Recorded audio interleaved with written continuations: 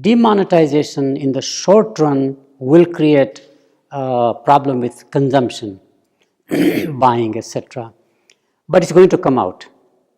I think we are very used to, on the cell phone, moving to the technology platform. So rather than go through a traditional approach of from a cash to checks, as we did in America, and then working on a checkless society, processing checks was getting expensive, etc. Interbank clearance was a nuisance. So we already have a digital technology platform. Platform is ready now, especially Universal Identification System platform. Everybody signed up biometric. I think, and we don't have the credit cards in the middle. It's very similar in my mind as what happened with the, we bypassed the PC revolution. We went straight into the cell phone, right?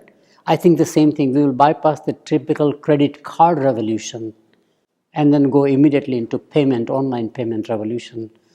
I think it's a matter of time. The online payment system is very key. I call it Uberization of the world. It's very simple. It's frictionless. There's a documentation. I can get my receipt. And I think people will like it more and more because it's hassle-free. I was surprised when I found out that Mahindras have now an e-commerce platform, I think M2All or something as a name, and they put it for automobile accessories, parts, etc. And they're now finding that in 6 months of commercialization, they've also sold 600 new cars. Because the last stage of car buying, 75% of the people go to the online site to look at the automobiles. Then they compare it, price and all this stuff. But then ultimately go to the dealer to buy. People have no time for that. So Mahindra promises that we will actually bring the car to you for license and everything hassle-free. I think more and more as we are getting time-driven society, you will see more and more acceptance of online payment systems. So demonetization probably was the necessary step to move us toward a digital world of online procurement, online consumption, online payment. The biggest challenge in marketing is so simple. Marketing got organized around buying behavior. And now more and more interest is in user as a customer, not buyer as a customer. All of our knowledge is around how do I motivate you to buy as opposed to how do I motivate you to consume.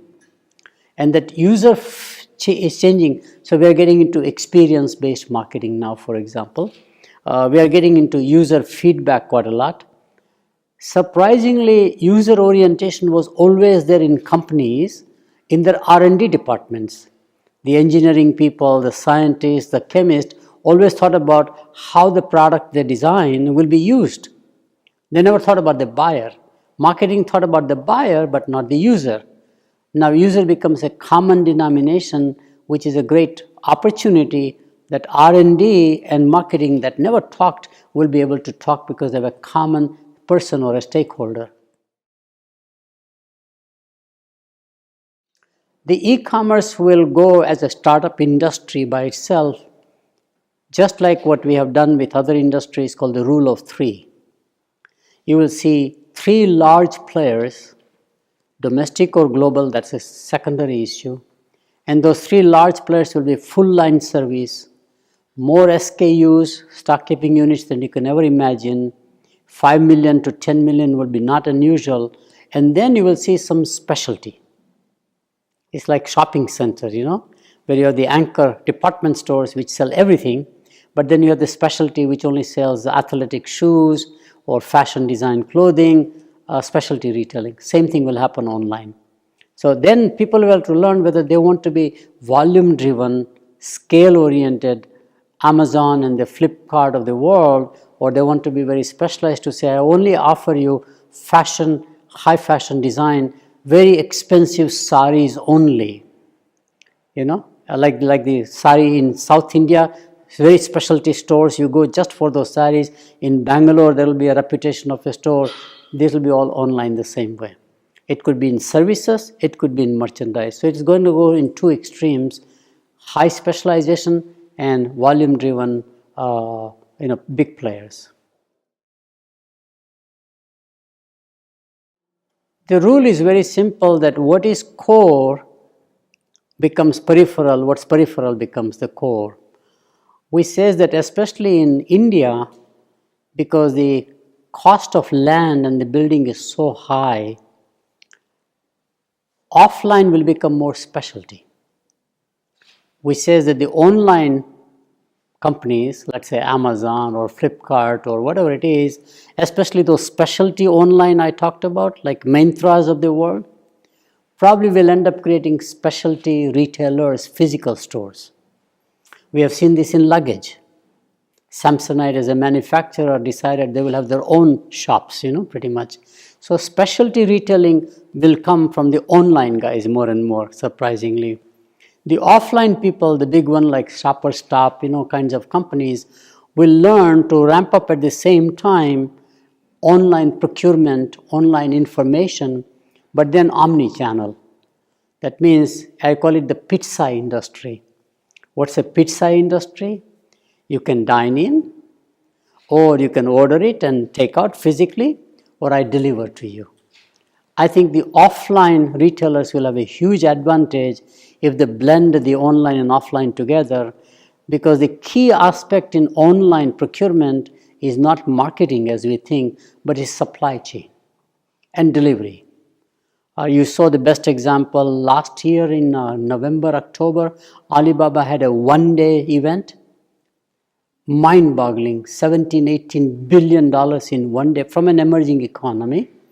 But more importantly, $1 billion in the first 1 hour or something, but they delivered in 2 hours because they already had anticipated the demand, had put the stock out there, merchandising into apartment complexes is what I was told.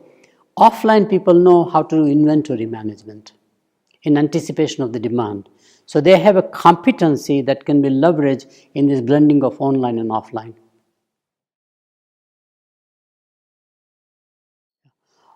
For the companies themselves, surprisingly, the digitization would be more relevant on the procurement side.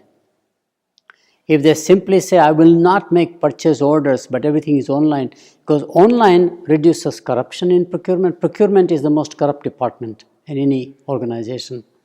So it basically has an accountability, transparency. If you only have an online procurement, you are able to really get good price and delivery, etc. So in large enterprises, I usually recommend automate online procurement for your suppliers, essentially. So it's more like a managing supplier or procurement. On the marketing side, I think we have to go, there's a fundamental problem with enterprises in general. We all grew up on a PC platform, legacy systems, and the software, operating softwares, what was designed for PC is not the same as mobility. The cell phone based software is very different architecture.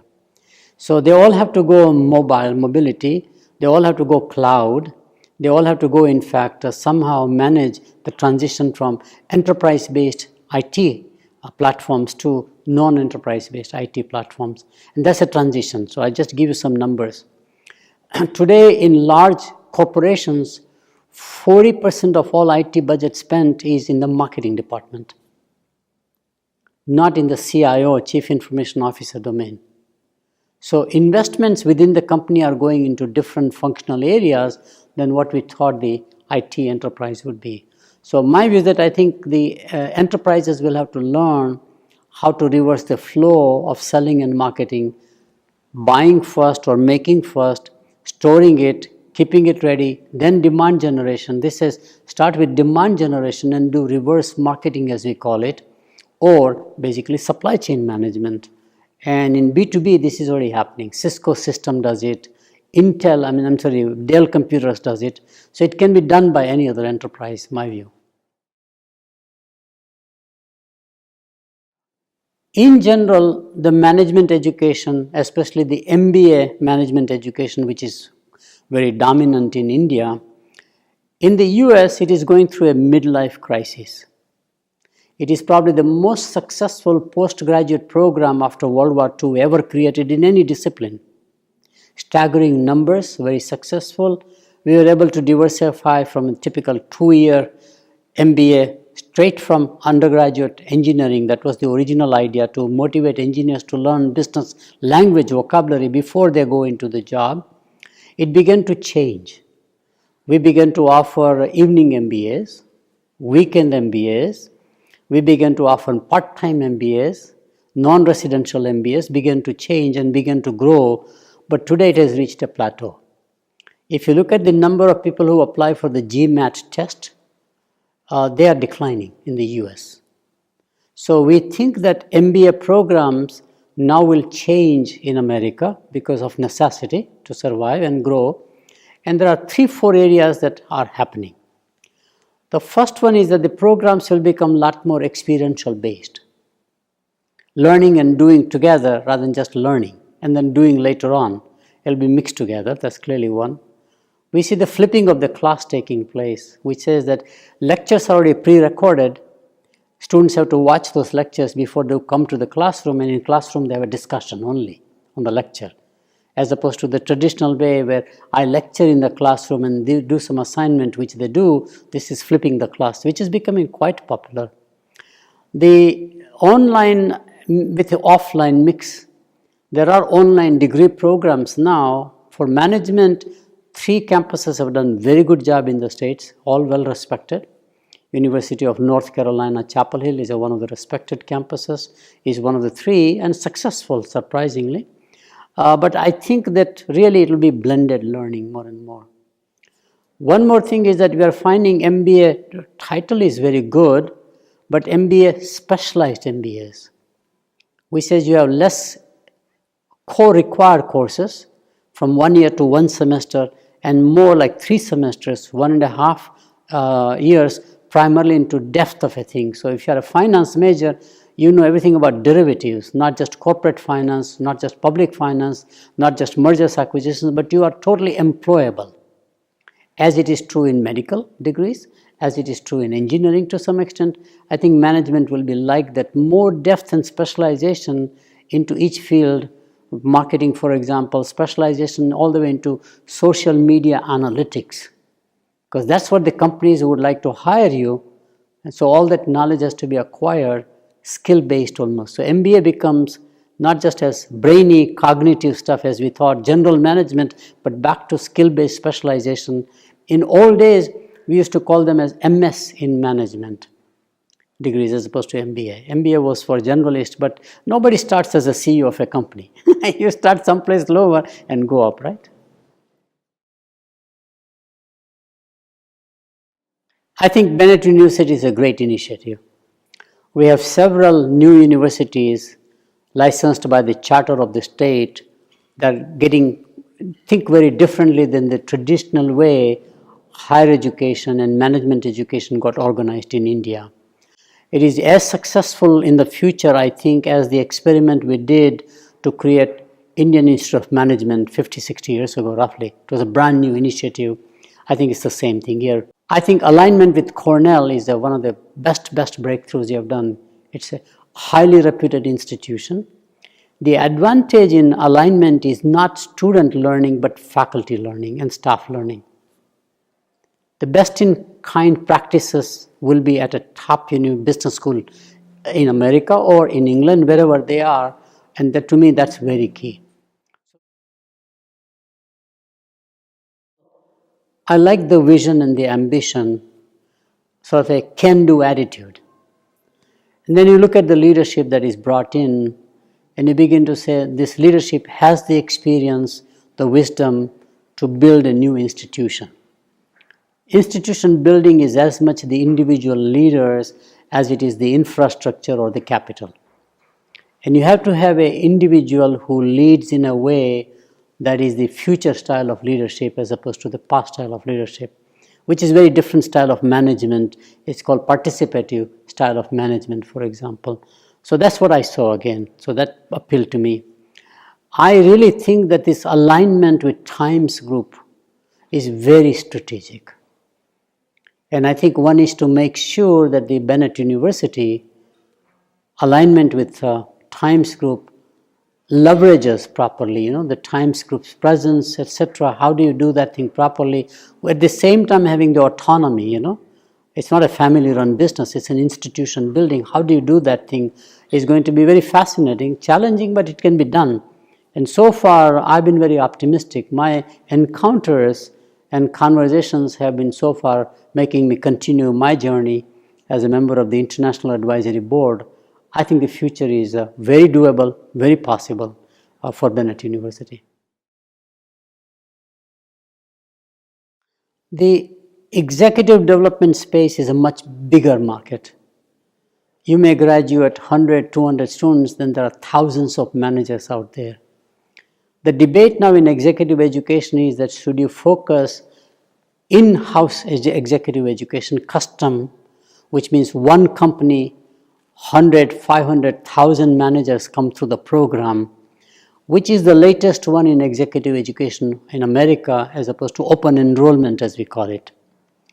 And we have a program at my university for SunTrust leadership program.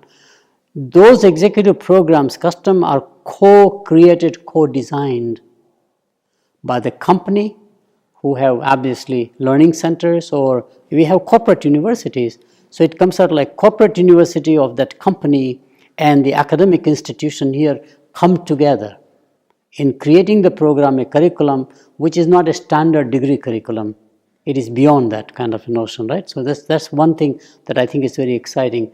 So how do you do that thing and still offer a degree at the same time, or a certificate, or whatever you do? Most of this is more certificate based rather than a degree based program. Second major thing is more interesting, which is that many of these executives need time off. We are finding that asking them to come 8-9 months, nobody has a time. Asking them to go for 1 month, nobody has a time. So we are saying that can we take the curriculum and break it into modules, intense. 2 and 2.5 days you come, time is off, come again, and also in between learn through online mechanisms. That's a newer thing that's changing. The executive education market, very large in India, is among the state-owned enterprises, or what you call the public sector. They have their own training institutions, but they are not on management side as much as they are onto the technical side, or regulatory side. I think that's a huge opportunity. So if you take the banking sector alone, there are as many as 100,000 managers in India being trained annually. But they are done by non-traditional universities. So how do you get into that market? So that's clearly one. It could be industry specific or a company specific. Other extreme is just the opposite, that you say, I'm here in finance. If you wanted an executive program in finance, come to me. I'm here in HR. If you want an executive program in HR, this is the first thought is Bennett University. How do you create that? It depends upon the competency that we have and the capacity that we have. But executive education is a must, is my view.